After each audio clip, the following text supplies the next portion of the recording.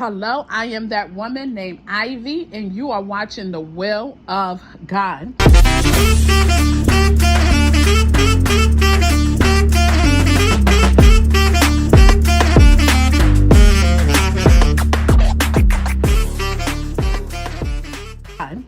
Welcome, Red family. Yes, red is standing for the blood of Jesus. And if you can like and subscribe, I apologize for the sound. I'm sorry. Trying to prop the phone up. I'm sorry. But if you can like and subscribe, that would be greatly appreciated. It definitely help out the channel. Okay. Well, anyway, I hope everyone day or night rather is going well. My night is going great. I don't have no aches, no pains, or nothing. I mean, nothing to complain about. All right. So yeah, and also on top of that, I'm still awake. I'm still wide awake. I have no sleep in me at the moment. I really don't. But that's okay. I'm pretty sure. Sorry about the sound. I'm pretty sure I'll be winding down very soon. Hopefully, because I want to get up very early and exercise. So we shall see. But anyway, I wanted to let me give you the scripture first. Genesis 35, 16 verse. Start at the 16th verse all the way to the 30th. I think all the way to the 21st, the 20th verse, I believe it is. Okay. And in those scriptures, it talks about Rachel. Okay. Rachel had died after she gave birth to her son, Ben-Oni. Now, Rachel named her second son, because her first son was Joseph, and her husband name was Jacob. Okay, so her first child was Joseph. She gave birth to her second child named Ben-Oni. If I'm pronouncing that wrong, please forgive me. I am not the best of pronouncing those names in the Bible. I do apologize. I don't mean no disrespect. But anyway, yeah, so her second child, after she gave birth to her second child, and she named him Ben-Oni, she ended up dying. Now, Jacob, which is the father of Joseph and Ben-Oni, and some other kids with different women, he's ended up changing Ben-Oni name to Benjamin. Okay. So I just wanted to put that out there. Now, what I want to zoom in on is the fact that Rachel had died after she gave birth to her second son, Ben-Oni, also known as Benjamin. Okay. Now, pregnancy is a beautiful thing. I'm going to speak for myself. All right. I'm not going to lie. I love to see pregnant women. I do. I really do. Now, for myself, I had 3 pregnancies. Okay. My first pregnancy, I had a miscarriage. My second pregnancy was with my 19-year-old son. My third pregnancy was with my 16-year-old daughter. And when with both pregnancies, it was different, okay? With my son, he was more laid back. He wasn't kicking that much or anything. He wasn't doing much. I wasn't really going through it. And with that pregnancy with him, he was just laid back. I felt in the earlier stages, while I was pregnant with him, few weeks into my pregnancy, like a little feather kind of feeling. Ugh. I'm not gonna lie, I didn't like that feeling. It felt creepy and crawly, but that was my baby, crawling, and yeah. But that's just how I felt. That's how I felt. Oh God, help me. Anyway, so my son didn't move too much inside of me, but My daughter, on the other hand, she was very active. Sometimes I'm saying to myself, what is she doing in there? Because at one time she would flip over, she would ball up in one spot and then ball up in like a ball or something and then flip out, kind of. That's how I felt. I don't know what that child was doing in there, but I know she was very active. And how they was in my, when I was carrying them, that's how they was, and that's how they are now up to today. I had cravings, okay? At one time, I know there was one time, Jada dad ate my cheesecake. I cried. He ate a big chunk of my cheesecake. I cried. He left me with just a little piece of cheesecake. Yes, that's one of the things, one of the signs that you can possibly go through being pregnant. You know, your mood will change. Mood swings. Okay? All of that change. All of that can possibly change. Sometimes people would get morning sickness. Okay? That's, you know, that's just part of pregnancy. There's some things we just can't help, okay? I know my friend, she told me that she used to just break out and cry. I'm like, I didn't have that now. I had never experienced that now, but that was her experience, okay? I say all of that to say this, and let me make this point. Every pregnancy is different. Some pregnancies are more tougher than others. There's some women that they have to bed rest for the whole pregnancy, okay? For whatever reason. Now, my cervix was paper thin. So I had to be hospitalized before maybe a week or a few days, really, before I had my son. I had to be hospitalized, okay? And I think I told that in an earlier video some months ago.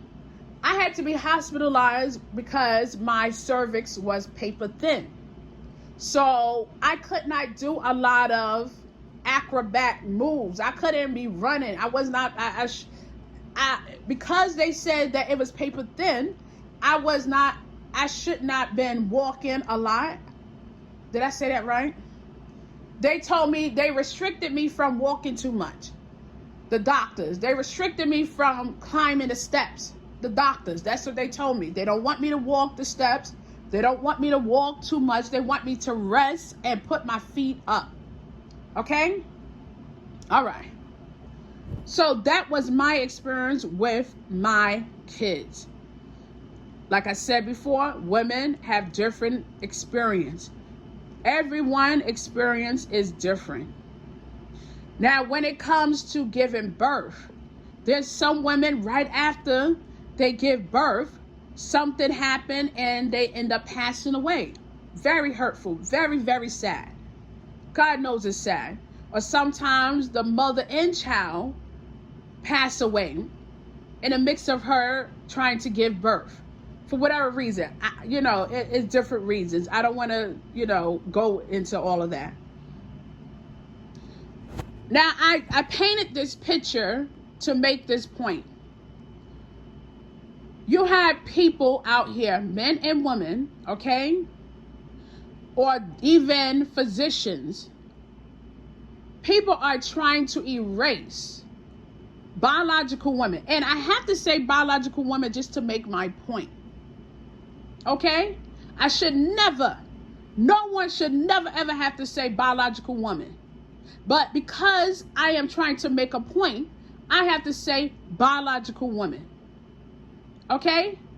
People are trying to erase biological women. And to be very specific, what I mean by people, I'm talking about any doctor that's going along with transgender women, being a woman, or acknowledging them as a woman. There are men that's dressed as women, and they feel some type of way when we as mothers are called a mother. We as women, it's pregnancy, when we're carrying a baby, is called pregnancy, okay? Pregnant woman. Now they want to put this disgusted, nasty, vicious, foul, disgusting, name on us. I don't know. I'm trying to be very, very careful with my words. Okay? Very bold, but very careful with my words. Now they trying to more like, I guess you could say, make it normal, normalize it, and call females like me that has carried her children, excuse me, that has carried her children. And before I go any further, let me make this very clear. I know there's some women that cannot carry their children for whatever reason. They might need a donor. They might need someone else to carry a surrogate. That's the word I'm looking for. A surrogate to carry their children, okay? For whatever reason, they cannot carry that child to full term, all right? So I'm not trying to disrespect no one that cannot carry their child or never was able to give birth or whatever. My heart honestly aches for that woman that really wanted to give birth, really wanted to carry a child of her own, maybe possibly with her husband. All right, so now they want to call women that give birth a birthing person. A woman that have breasts and can breastfeed her baby a chest feeder. What? Excuse me? What did you say? You calling a woman a chest feeder? You calling a woman a birthing person?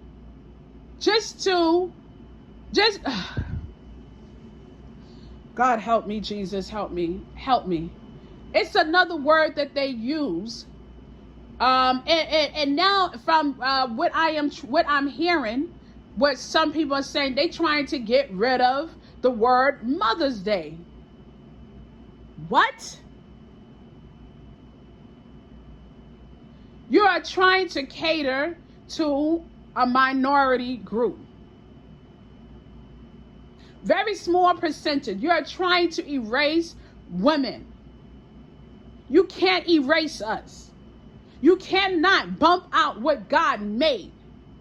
I don't care how much drugs you take, how much hormones you take to stop the natural use of your body to do what it's supposed to do. You would never be a woman. As I said before, you would just be a chopped up, butchered up man. Okay? It's very hurtful. Women are passing away after they giving birth to their beautiful babies. Or sometimes they passing away with their child because of the pain, the agonizing pain that comes with giving birth. And then you want to have the nerve to call me a chest feeder? I don't have no.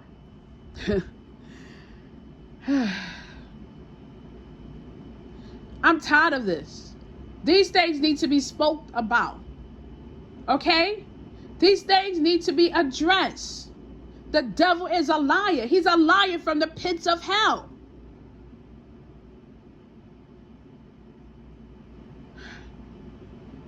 So many things us as women had to go through. We had to fight for our right to get to vote. Okay? We have to fight to our right to get certain positions in a job. In some countries, that woman is pretty much considered as property. Then they want to chop us down more. And I'm not talking about the real men. I'm not talking about the real men that's standing up for women, for real women. I'm talking about these men that want to be a woman. I'm talking about these men that's angry that they could never be what I am, which is a woman. And then you have some doctors, some foolish doctors that's co-signing to this. Honestly, it's very sad. It's very hurtful. And even bringing it up to today. And the reason why I gave you that Bible verse is because I want to let you know this even started in the Bible time, when women had died after giving birth or died during childbirth. Okay.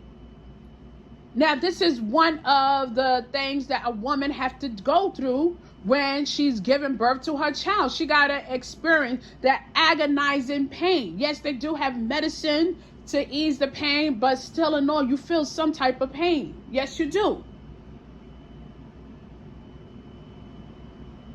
Carry that child for 9 months. Sometimes it could be, less than 9 months. But whatever, the point I'm making is that we carry that baby for however long. Just to be called birthing person? Just to be called a chest feeder? What else? Now they want to get rid of Mother's Day. All of these words, they want to twist the natural use and natural ways of God just to please a minority group of people. What about us women? What about us women? It's like you're chopping us right at the knees again. It's sad. It's very sad. Everyone have their own strength. Men, they're good at some things that women are not good at. Women are good at some things that men are not good at. Men can do some things that women can never do. A woman can do things that a man can never do. That's just what it is. Get used to it. People make things harder on themselves when they're trying to change God's ways. When they try to change the use of the natural use of God's ways. Be careful. Be very careful. It's so much. I can't. The point I'm making is that we as women, we have our things. We have we have certain things that we have to go through. Certain things a man have to go through. All right. I'm going to get off of here because I don't feel nothing else that I have to talk about. If I do, I might have to come back and add a little something. But for now, that's about it. Okay. But also, truthfully, before I go, just remember this, okay? Remember this. It is not fair for us women that's not down with this idiotic stuff, men in our spaces. It's not fair. They have their own spaces. Give us our own spaces as well. Don't come in and bundle in our spaces. Don't come in and hoard our spaces. No, it's not right. It's not right.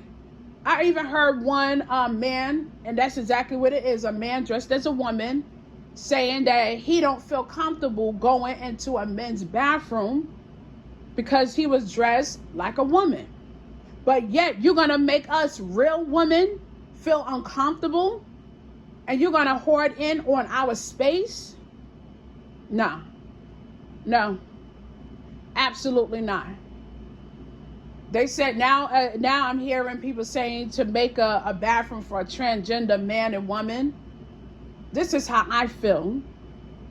Whatever sex whatever you was born as, when you came out of your mother vagina, if you came out with a penis, use that bathroom of the men. If you came out with a vagina, use that bathroom of the women. And it's not really the other way around. You don't hear a lot of women that's trying to be men wanted to go in men's spaces. They know they will get destroyed. In sports, that's one of them, and other things. But we have the men hoarding in on our personal space. Yeah. All right. All right. You know, when I come back like this, I have to add something. Now, I was in someone else's comment section. I don't remember what video I was watching. I don't remember the person's channel's name. I truly don't remember it. But one of the comments stood out. And I don't think I'm saying it word from word, but it was something like this. How can a trans man or woman expect us to accept them as being trans woman or man when they cannot accept the truth about themselves, that there is no such thing as a trans man or woman? They cannot accept the truth, but they want us to accept the lie that they want to push on us. So, yeah. So that's something, that's what the person was saying more like, okay? They want us to accept the lies that is being pushed in our face, but they cannot accept the truth that there is no such thing really as a trans man or woman, okay? They cannot accept the fact that a man can never be a woman. They cannot accept the fact that a woman could never be a man. All right. Stay blessed. Be blessed. Be about God's business. You can't go wrong.